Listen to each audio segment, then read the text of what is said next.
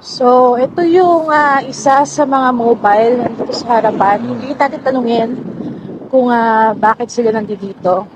Holy cam! Ang mga spy ni Bangag. Bestado ng SMNI. Ang pag-aligid-aligid ng mga pulisya ni Bangag dyan sa QGC compound. Ito na ba ang mitya? Napasugod na naman muli ang mga hinayupak na ito sa relihiyon ni Pastor Apollo Sikibuloy. Putsang ina, malapit na talaga kayo tamaan ng gaba. Animal naman talaga, oh. Walang patawad itong gobyernong ito. Holy Week na Holy Week, gumagawa ho ng eksena para lamang makapanggipit sa kanilang mga karetiko, anak ng kagwang eh. Wala na ba kayong ibang naisip, kundi manggipit? Gabaan talaga kayong ngiwi ka, no? Imbis ang iniisip po ninyo kung paano maibsan ang kahirapan ng maraming Pilipino na dulot po ngayon ng digmaan sa Middle East na napakawalang kwentang gobyerno na bagsak na ang ekonomiya. Ito, panggigipit po ang ginawa ng mga animal na ito. Kaya naman, bungit, ginisa ng mga eksperto patungkol sa ekonomiya, lalo na po dyan sa confidential funds na 4.5 billion pesos. Magandang gabi po sa ating lahat. Happy Holy Thursday. Holy Thursday. Huwebes Santo. Siyempre, Huwebes po ngayon, Holy Week. Magnilay-nilay. Ang iba dyan ay nag-reunion. Talagang dapat maging masaya lang ho tayo. Palike po muna, pa-share, pa-subscribe at pakipindot po ang inyong notification bell para lagi po tayong updated sa ating mga video. At Bisdak Historiador, pa-subscribe po pangalawang YouTube channel po natin. Anak ng kamuti, bakit ganito po ang direksyon ng gobyernong ito?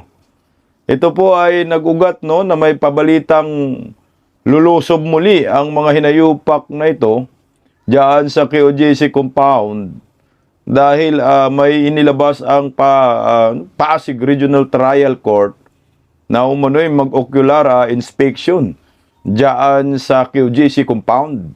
Ang purpose, iwan ko ba, anong purpose ng mga animal? No? Magtanim polvoron talaga ang mga hinayupak na ito. Ayon po yan kay MG Mundiar sa kanyang mga nasagap na impormasyon.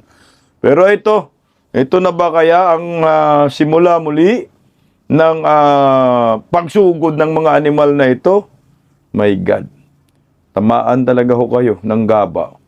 Bistado po ang kapulisan diyan sa harap ng QGC. Mantakin mo yung mga patrol car na dumadaan dyan ay yung iba taga-Basilan, no? So, paikot-ikot daw dyan sa QGC compound, yung isa talagang tumambay. Kaya ho, nahulikam at nasita po ng SMNI. Narito po ang bidyong ito. Panoorin natin, pakinggan.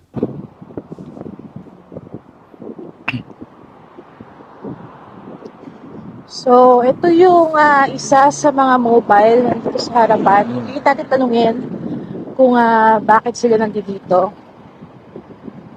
Grabe, oh. Yan, tapang ni ma'am. Talagang kinatok. Ayan, oh.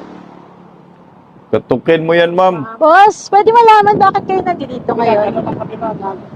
Na. Record ako, sir, ha? Mag-form na ako ng galo, ma'am. Mag-alam na ako ng gear. Puta, mag-full gear pa May daw. gear lang Mag-gear daw muna siguro. siya. Nung gear na yan. Kalo? Plate number. Kanina, napansin nyo, nung nakita nilang papalapit na tayo, malis yung isang private car. May pribadong car. Anong yung spotting nyo, kuya? Lalagyan ko yan kasi di kaya kasya sa camera. Ayan. Anti-carnapping po. Anti-carnapping. Spotting po kami ng mga tweet lang. May reports po, kuya, na may reports po ng... Hindi po, ma'am. Ano lang po. Random lang po. Makita lang po namin yung mga improvise. Yun lang po, ma'am. Mamaya po, lipat po kami, ma'am. Kasi kanina pa daw kayo dito, ya, alas 12 pa po. Medyo Hindi, na... Ayan lang po kami, ma'am. Kasi may ano po kami, ma'am. May road clearing po kami, ma'am, sa Sulbak. Yung summer vacation. To ensure yung public safety po. Wala pong ano ma'am, walang ibang intention po. Ang gulo ng animal na palusot, no? No? Yung sabi niya, anti-carnapping. Bakit ba? Kung anti-carnapping yan, dapat merong naiulat na mga nakarnap na sasakyan na kayo ay magmamonitor dyan, banda. Ngayon naman, sabi, sumpak monitoring daw dahil undas. Putang ina naman talaga, oh. Wala na, nalabo-labo na, hindi na alam ni Kuya kung ano ang kanyang palusot. Alam niyo ako sa akin na nga, trabaho rin naman kasi ng polis lang talaga na sumunod sa amo nila. Ito, inutusan talaga to ng amo nila na mag-aligid kayo dyan. Bantayan nyo yung KOJC dyan, manmanan nyo yan. Kahit labag sa kalooban nila, ay gagawin ho nila dahil utos po na nga nakakataas yan. Kaya handyan yung presensya ho nila.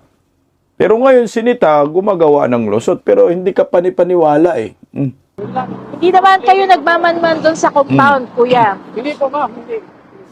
Yung ano po namin ma'am, security lang po. Kasi part po ng sungbak, yung Sungbak? summer vacation. Sungbak daw. Ano ba, karnaping o sungbak? Summer vacation? Animal ka naman, no? Sumbak pang nalalaman ang hinayupak na ito. Pero yung sinabi mo, anti-carnapping, yung una, hindi namin pwedeng palampasin yan, eh. So, nagkabuhol-buhol na ang rason ni Kuya. Sino tong pulis na to? Asoy! Kumunti ka na makasoy. Kuya, sabihin mo na lang kung sinong nag-utos, si John Vic ba?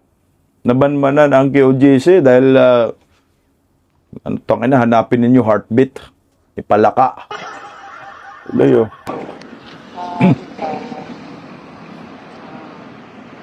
Das. So, random na lugar yan. Galing po kami ma'am, boundary, galing po kami sa Asawar, papunta po. Kasi medyo kanina pa daw yan, tapos may mga dumaan na din na mga patrol cars na galing Tawi-Tawi, Basilan. Po. Ano lang po ma'am, sa highway patrol po kami. Nakalive yan. Yes, sa highway patrol po kami ma'am. Usually po yung pinaprobe namin ma'am, spotting, yung anti-carnapping operation. Tinitingnan po namin yung ma'am, yung Hindi naman yung KOJC yan. Kasi ganito po yung, ma'am, taga Davao po kami ma'am. Alam po namin yung trabaho namin ma'am, na personal public servant po. isa na lang kuya, kasi Taga Davao nga kayo, pero ang presidente, taga Ilocos. Yung DILG, taga saan? DILG po, taga Cavite. Yung PNP chief ninyo, taga Ilocos. Sino yung tinarantado nila? Taga Davao. Wala, tuta lang kayo. Kung manindigan lang sana kayo sa part ng katotohanan, mas kapipaniwala. Kahit taga Davao ka, yung nag-utos sa'yo, yung panay singot ng pulburon dyan sa Palasyo de Pulburon. Tangina, napaka-unusual naman ho kasi kung bakit kayo tumatambay dyan, nagmamanman kayo dyan, sir. Hindi naman po yan usual dyan sa labas ng KOJC compound na may mga kapulisan. Ngayon lang. Aminin nyo, anong purpose po ninyo? Bulungan nyo yung seminay dyan para magkaalaman. sige po. Hanggang ano oras kayo dito ya?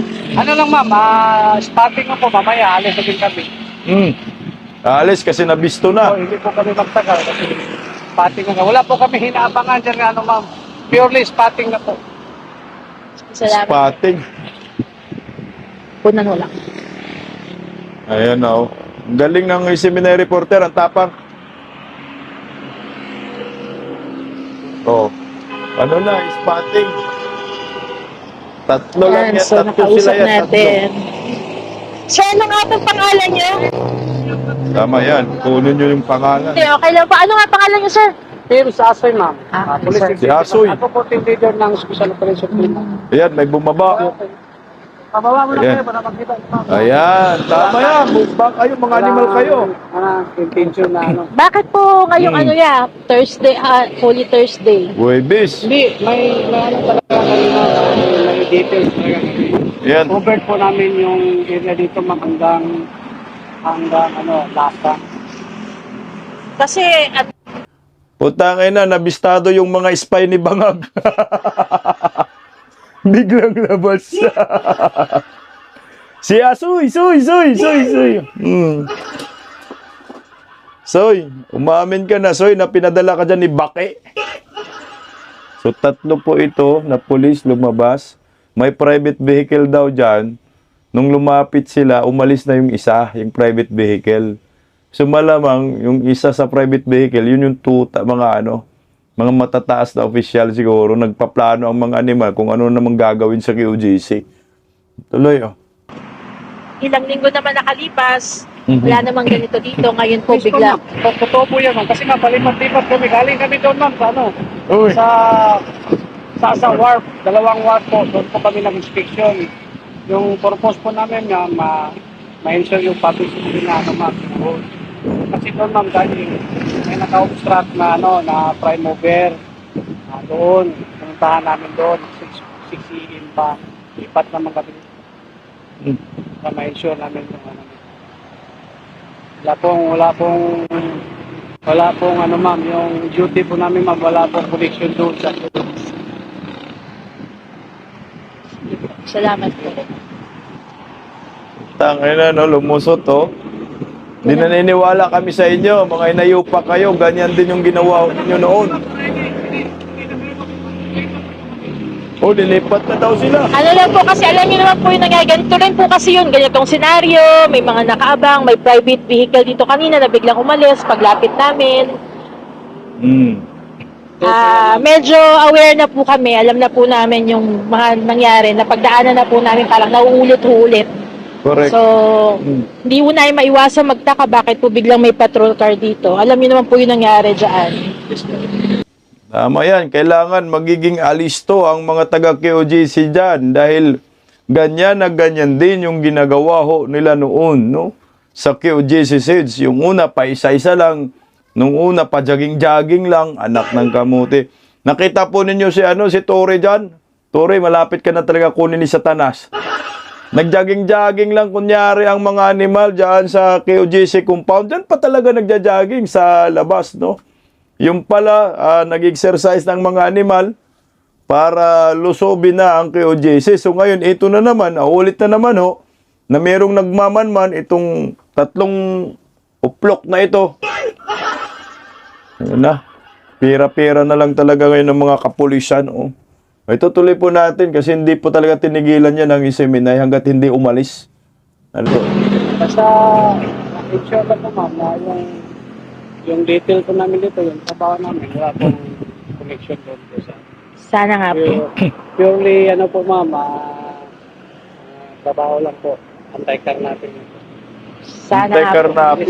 Tapos, yung anak ko ma'am, dyan nag-graduate ng college. Tapos, Sa JMC po. Kapasa lang ng board exam ng Oo. registered criminologist ma'am, yung anak ko. Bago lang po. Bago lang ma'am. Sige po. Diyan ang nag-aral talagang every Sunday ma'am. Sige po. Oh, yung panganay daw niya, nalalaki nga. Diyan nagtapos sa JMC. Sana sir, wag po kayong magpabayad at wag po kayong sumunod dito kay Baki at kay Palaka. Ayan naman pala diyan naman pala nag-aaral yung mga anak ko ninyo. Tangina, wag po kayong sumunod pag inutusan po kayo ng kagaguhan at kalukuhan. Dahil alam niyo ho, akawawa yung mga yan yung mga QGC. Wala naman pong masamang ginagawa yan sa buhay nila Ang tanging ginagawa nila, nagdasal dyan. Pati nga si Bangag, pinagdasal nila yan Inumin na umayos yung panga. Alam niyo ho, no? Hindi man mga kriminal yung mga tao dyan. Sila po ay purely, talagang nanampalataya ho sila. Mga ministro laging nagpipreach, araw-araw nagdadasal, umaawit, kumakanta ho sila ng worship song.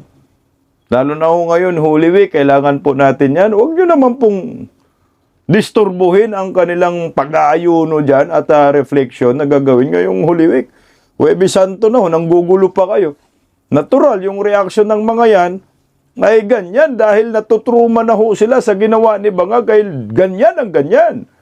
Ang ginagawa ho ninyo noong sinugod po ninyo ang KOJC at umabot po ng 16 na araw na hanggang ngayon ay wala pa pong nanagot dito sa mga animal na ito. O, tuloy po natin tapos biglang alis eh. Kasi kami para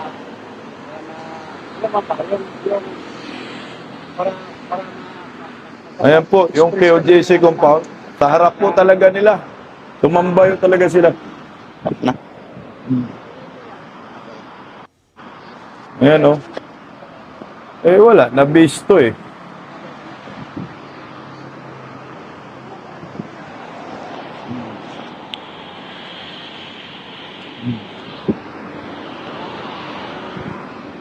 Tama yan, tutukan ng video, tanungin, i-interrogate, bakit nandyan kayo?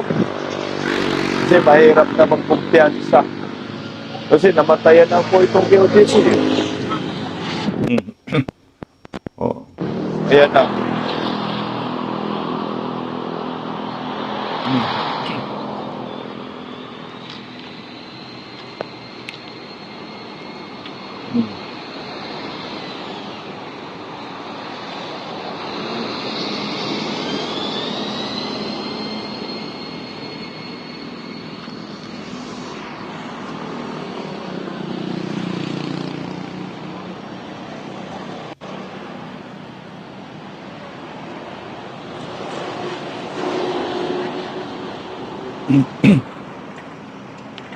Yan po, nahuli talaga sila dyan na bisto.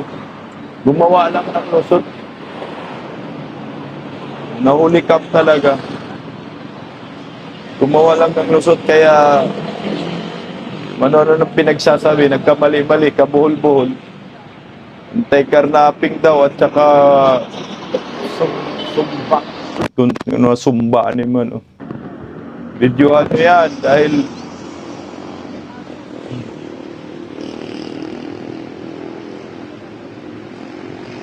Highway Patrol Group po daw yan. Nagpakilala sila. Highway Patrol Group. Hindi, oh.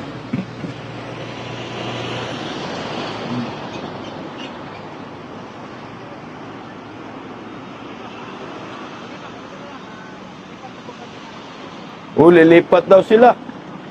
Alis na daw sila. Alis kayo kasi nabisto, buang kayo. Layas, mga satanas. Yan, so nakausap natin yung mga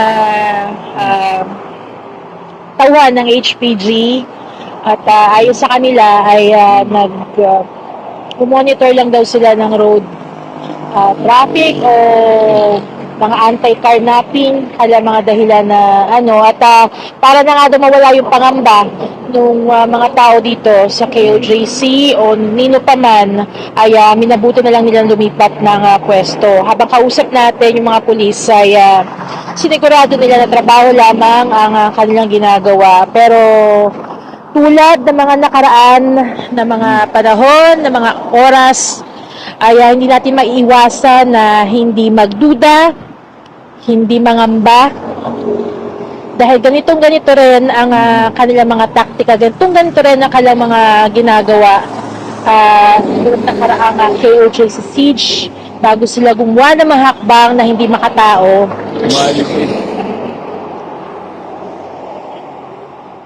Biglang alis eh.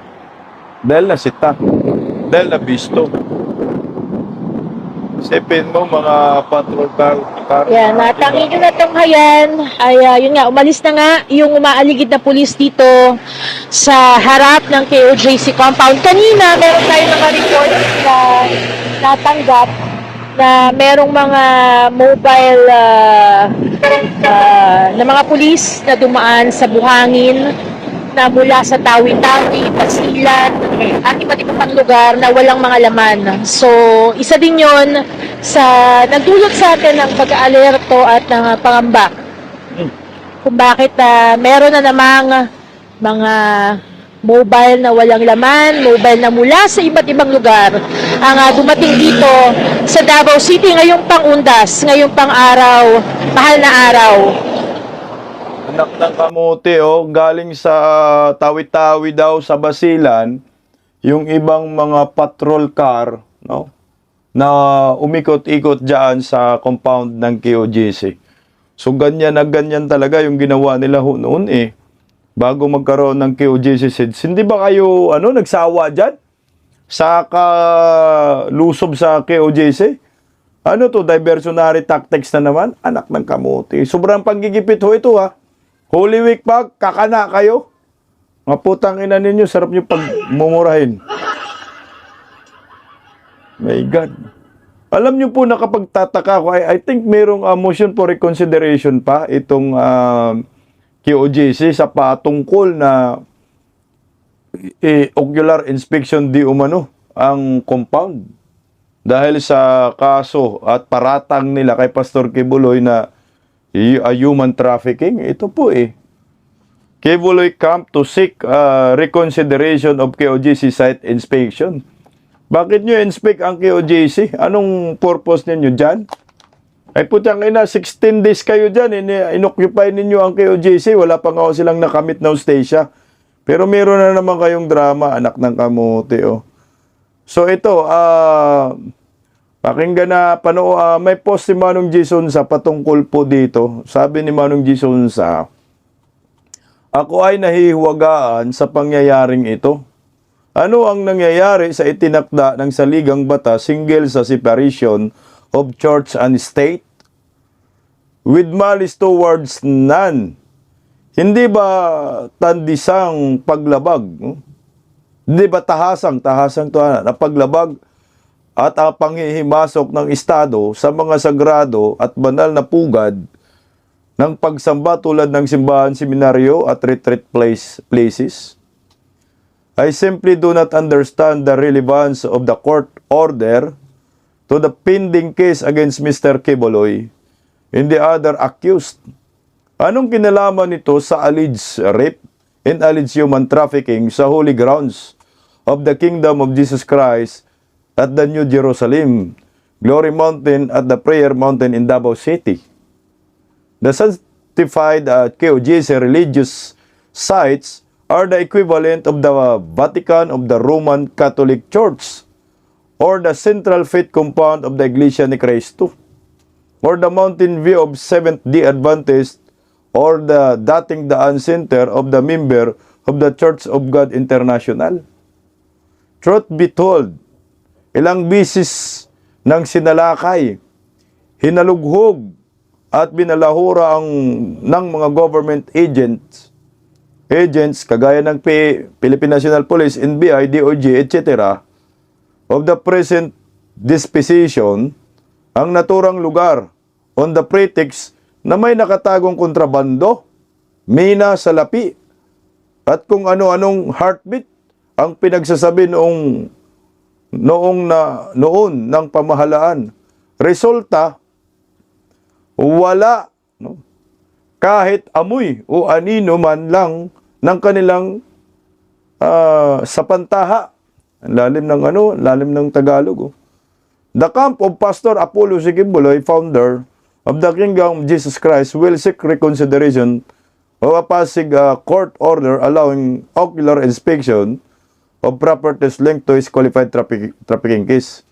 Defense lawyer Israelito Torion said they will file a motion for reconsideration following the ruling of the Pasig Regional Trial Court Branch 159 granting the prosecution request for sites inspection.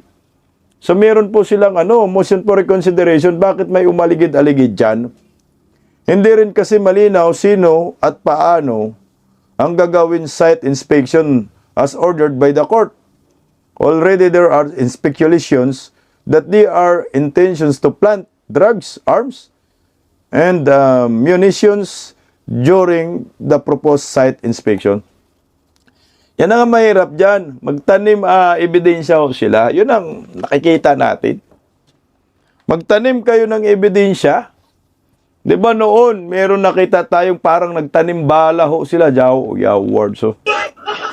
Nabidyuhan, nakita ng KOJC. So ngayon, ito na naman. So ikukunik na naman ito sa mga Duterte at ang magdusa na naman itong relihiyong ito. Yung separation of church and state, hindi na po nirerespeto ng mga hinayupak ng gobyerno ng inyong panga. Nang iniisip lang po ngayon kung paano manggipit ng mga kritiko ho nila. Kawawa talaga itong KOJC sa totoo lang. Bakit po kayo susugod ngayong mahal na araw? Anak ng kamote, meron namang motion for reconsideration pa. Ang kampo ng KOJC patungkol po di umano sa inspection ninyo. Inspection for tanim ebidensya. Alam mo, itong gobyernong ito, imbis na tukuyin yung mga kawatahan sa ating bansa sa flood control, putang ina, ang ginigipit, itong KOJC na wala namang kinalaman sa pundo ng bayan, hindi naman naglilimas. Kaya tama lang po itong ginawa ho ng mga eksperto laban sa Marcos admin na ginisa patungkol po sa ekonomiya at patungkol sa confidential funds. Pakinggan po natin yung mga ekspertong ito dahil bagsak ng ekonomiya. Narito po. Diba? So, kaya yung business confidence ngayon, almost zero. It's 0.9% based on the BSP confidence index. So pag ganun, wala tayong asahan ng investors na pupunta dito. Exactly. Okay, kung walang investors, walang trabaho. Ilan ang gumagraduate every year? 800 to 900,000 students graduate every year from college. So kung walang investment, saan sila hahanap ng trabaho? Tapos may crisis pa tayo, di ba? So, dun sa crisis na yon, magkakaroon ka ng mass layoff. Kasi sobrang taas ng inflation ngayon. Dahil kung ang langis is a basic commodity, okay? It takes up more than 20% in the inflation basket, including transport. Actually, if you include transport, aabot ng mga 30% ang contribution niya sa inflation basket. Okay. So, tapos idagdag mo yung effect niya sa manufacturing ng food and beverage and everything. Logistics na no? Oo. Tatamaan pa rin yun, di ba? So, almost, I would say about 80% of your inflation basket will be affected by this crisis. Exactly. Okay? So, pag tumaas ang presyo ng mga bilihin, ang gasolina pala, kagaya ngayon, 60 to 120% ang increase ng gasolina at diesel, di ba? So, papasok yan sa inflation, ang sweldo hindi tumataas. Okay? Yung presyo ng mga, sabi mo lang bilihin sa supermarket, they can only bring it up so much. Kasi nga, yung purchasing power, mababa, tapos tataasan mo pa yung presyo. Ano nang bibili ng household? So dito sa pumapaloob na impeachment ni Vice President, would you consider that as a risk, one of the risk while we are under a crisis situation? Sobrang malaking risk yan kasi imbis na yung energy nila napupunta sa crisis management. Kasi extreme crisis to By end of April, pwede tayo mawala ng gasolina. Patay. Walang gasolina, walang kuryente. Everything will stop.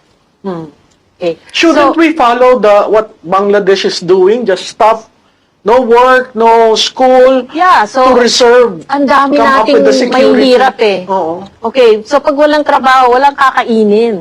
Magkaka-anarchy ka. Di ba? O sir, bago mo idugtong yan, hindi ba dapat Ito muna, dun muna tayo sa sa anak ng kamote na imbis ang iniisip po nila paano maibsan ang kahirapan pagtaas ng presyo ng langis. Nabisi po sila sa impeachment labang kay Inday Sara. Nabisi po sila sa mga kritiko nila kung paano nila gigipitin, especially Pastor Apollo Sikibuloy kay OJC. Holy Week na Holy Week Dapat nga nag-iisip sila saan sila bibili ng langis. Pagkaibigan ba tayo sa China? Hindi yung panggigipit lang mga utak ninyo. Holy Week na Holy Week. Paano po tayo maibsan yung kahirapan? Kung ang nasa gobyerno ngayon ay hindi po nila iniisip na kahit man lang mapunan, kahit man lang kaunti ang ang pangangailangan ng taong bayan. Ang hirap na ho ngayon.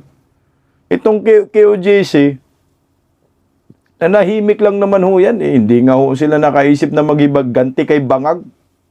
Sa ginawa ho ni Bangag noong KOJC SEDS na 16 days, inoccupy ng mga hinayupak na ito ang Kingdom of Jesus Christ. Pati simbahan, katedral, ginawang kampo ng mga demonyo ni Bangag, ni Tore. Putang ina nyo. Nasa na yung sinasabi na separation of church and state? Ito yung sinasabi ni Manong Jason sa. Hindi na po nila inisip. Kaya ngayon lagapak ang ating ekonomiya. Tulang po natin yung mga eksperto. Dapat gamitin si confidential or si intelligence fund dito sa sitwasyon natin. Bakit hindi natin makuha ng tamang-tama? Ano ba talaga ang problema natin at iba ang sinasabi sa labas? Well, dahil nasabi mo yan, yung intelligence pa nga ni BBM is 4.5 billion, no? Dapat yan ang tinututukan niya na alamin kung ano ang dapat na ano ang nangyayari at mangyayari at ano ang dapat na responses dito sa Kasi mga magkakaiba ang mga sinasabi eh. Ayun na nga, ang problema, ang nangyayari is, ang tinututukan nila is yung politika, yung, Exactly. like, for example, itong impeachment, and i-demolish yung mga ibang political opponent nila. So, yun ang problema. Dapat, itong intelligence fund ng ating Pangulo, na napakalaki, dapat pinagtutuunan ng pansin itong krisis na nangyayari ngayon. Para, Kasi hindi naman natin na foresee itong krisis. So, talaga nagkukumahog paghahanap ng line item. Alam mo, Malu, as early as February, nag-aalarma na ako sa Facebook. Sabi ko, may repatriation plan ba ang gobyerno? Wala. In case matuloy yung gera. Wala eh, di ba? Ngayon lang sila nag-iisip. Kumbaga, delayed reaction. Imbis na maging proactive, delayed reaction. Ngayon lang sila nag-iisip. Saka mahirap yung uplift, ha? Pag hindi na uplift. Walang ngipin yun. Walang ngipin Sayang, yun. ma'am, yung sayang yung 4 billion Correct. intelligence fund. Oo, sayang. Sa intelligence po kasi, meron pong tinatawag, ano po yan merong tactical, merong strategic intelligence. It's intel Sa halagang talaga 4 to. billion, you should have been able to predict Yes. or evaluate yung nangyayari as early as last year. Kasi po may mga indicators as Ma'am Cecil was saying. May mga may mga lumalabas na indicators Iyan po yung mga tinitignan sa intelligence operation. Tinitignan niyo yung mga indicators, nagtutugma ba? Ito ba kailangan na ng action plan ito? Kasi scenario planning na Correct, dapat. ma'am. Pero sayang yung 4 billion. Nakahang tayo ngayon. Ayan yung Intel funds na 4.5 billion ni Bangag, hindi po ginamit yan para sa ating seguridad at sa ekonomiya. Ginamit po nila para i-demolish ang kanilang mga kritiko at kalaban sa politika. Kagaya ng mga Duterte at kagaya kay Pastor Apollo C. Kibuloy KOJC. Doon po nila ginamit yung mga Intel funds nila. Kaya ang ekonomiya, bumagsak tayo Dahil sa mga hunyango na ito, sayang talaga. Binubulsa, nilalagay sa malita ng mga animal, yung pera na yan. Hindi nyo pera yan, pera ho yan ng taong bayan. Tuloy po, mga sir. Hindi natin maintindihan kung So, ang question nga doon, ginamit ba talaga sa intelligence Ayun. operations yun, yung pondo na yun? kasi sir, Yun ang question mark. noong 2025, natatandaan ko, hiningi na niya ang release ng full intelligence fund ng first quarter pa lang. 2025. Ubus na nga, January pa lang, inubos na ni Bangag. Nalala natin yon. Inubos na nga, wala nang ang pera ang Intel funds ni Bangag dahil inubos na. At pinaglalagay na sa mga malita, ang ginamit laban sa mga Duterte. Yun ang maliwanag dyan. Tuloy. Hindi ko alam kung paano Actually, yung nangyari. yun ang dapat na ina-account. Oo. Yun ang dapat ino-audit dahil sa laki ng halaga na yun. Oo. Baka Billion. lumabas na. Oo. Alam mo, Malu, ang nakakapagtaka pa dito kasi alay tayo ng US. Ang US ang nag-umpisa nung, di ba, Gera. gera. So bakit hindi tayo nakakuha ng intelligence? Oo, Diba? diba? Dapat nakahanda na tayo. Parang yung intelligence natin hindi tama ang paggawa Gamit. at kahapon nagulat ako sa National Security Council doon sa presentation nila sa Senado at sinasabi nga nila na kailangan mag-convene ang National Security Council. Hindi ba dapat yun? Hindi na kailangang sabihin pero Automatic na yan. automatic Tawag yun. lang ng presidente. Oo. At saka natatandaan ko, hindi ko alam kung kanino kayong presidente naglingkod. Merong command center talaga na nakaset up, monitoring all these things. Ngayon, parang kasi Wala. kung paano ginisa si Secretary Garin kahapon sa Senado, kung paano tinanong lahat ng cabinet secretaries na umattend, apparently parang hindi sila nag-uusap. At mali ang sinasabi sa taong bayan. Kaya nga, di ba, nagsabi si si Yusek Claire Castro, sabi niya, walang crisis. And then 2 days later, nagkaroon ng Hindi nga 2 days one on the same day. Same day One day pala. Sa umaga, nagsabi siya, walang crisis. Amo Walang naman yung crisis. BFF ko, di kaagad, sumagot ako. Pagdating ng mga alas 2, iba na ang sinasabi. At nautusan na daw ng Pangulo, ganito. So, yun yung Nagawa na. Ang gabi, Oh, Crisis nagkaroon ng management. EO. di ba? Si So, Apli. coordinated ba sila? Parang hindi, no? Di ba? So, So, doon pa sir, lang eh. naririnig mo ito, you're from the private sector, ha? Can you tell us about bank secrecy? Can you readily pierce the veil of a private depositor? Sige. Just to give you a background, bakit kailangan natin bank secrecy law, yung rationale behind the law is the state or the government wants to ask the people to trust the banking system. So, gusto nila yung mga pera natin, instead ay ilalagay natin sa bahay natin, sa ilalim ng unan natin, sa bangko natin ilagay.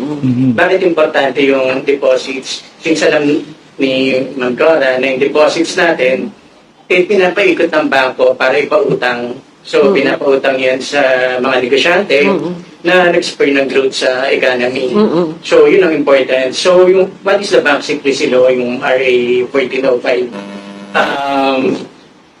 RA 1405 is was created, it states that all deposits of whatever nature, including investment bonds issued by the government, are of purely confidential in nature. And no person or government official, even government official and offices can access your bank records except for 4 reasons. First is the signed waiver of the depositor themselves. So, yung mismong may-ari ng account. Correct. So, signed waiver. Pangalawa, in cases of impeachment. So, pangatlo, per cases involving bribery and the dereliction of duty. And the fourth is when the funds in question is the subject matter of the litigation. So, hindi siya pwede na, for example, sinampahan kayo ng libel, titingnan nyo yung bank account ng tao. So, the criminal act should be connected to the bank account bago natin buksan. So, that's So, bawal yung fishing expedition na bubuksan ko yung account ko, Uy, buksan mo yung account ni Malutikia.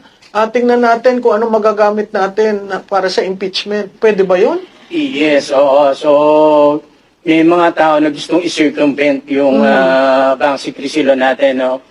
However, pag pumunta ka sa bangko or nag-subpoena ka sa isang bank officer requesting for a bank statement of account, liable si bank officer kung mag-provide siya ng...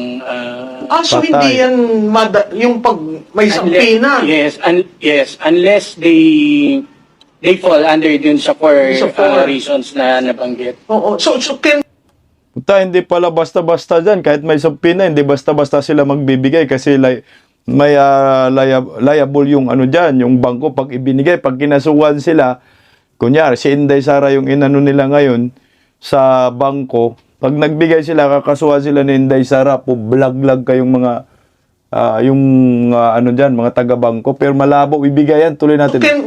question, can the bank open the account of a private individual?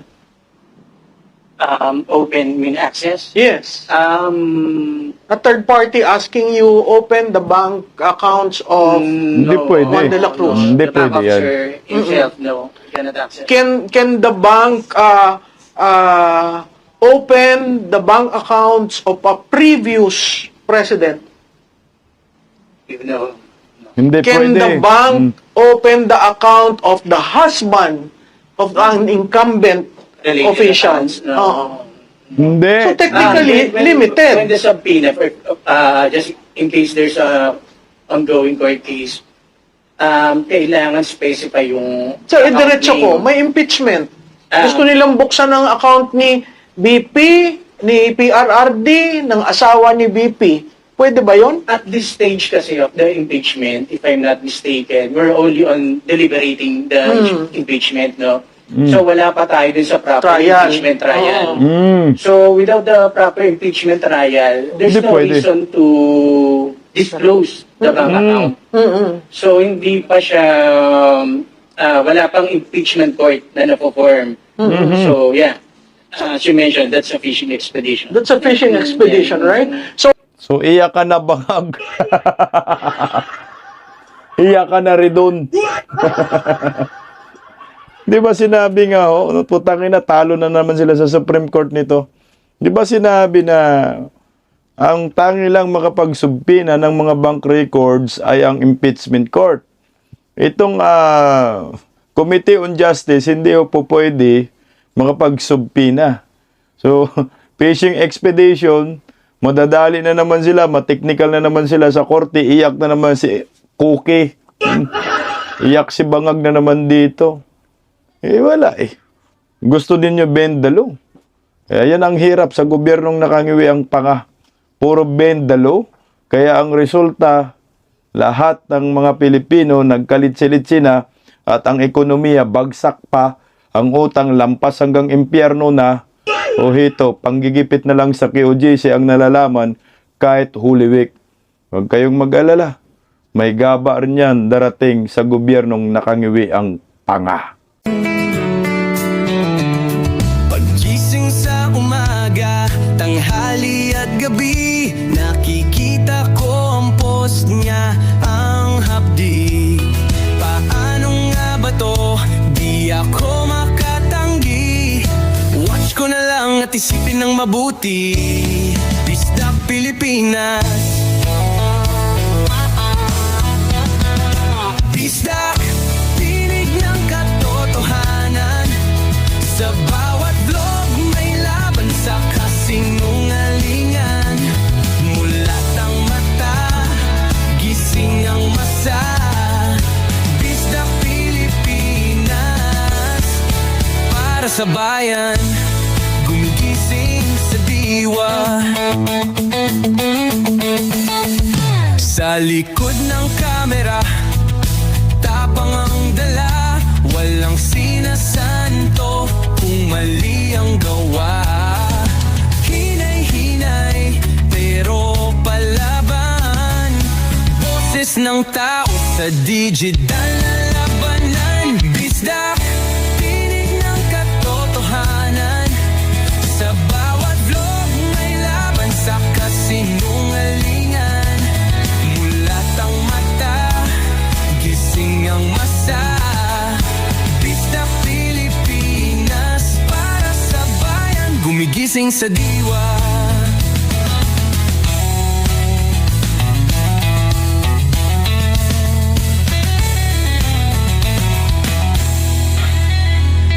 Hindi artista, hindi politiko, pero ang katotohanan, sigaw niya ay buo. Sa YouTube o Facebook man siya makita, may aral ka pa rin, may uwi sa bawat salita. Bisdak, gising sa katotohanan, di lang kwento, kundi panawagan.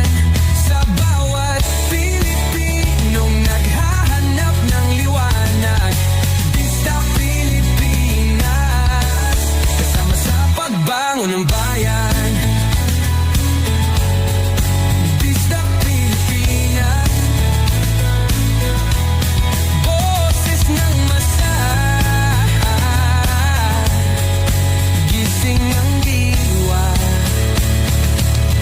vlog mo may pag-asa.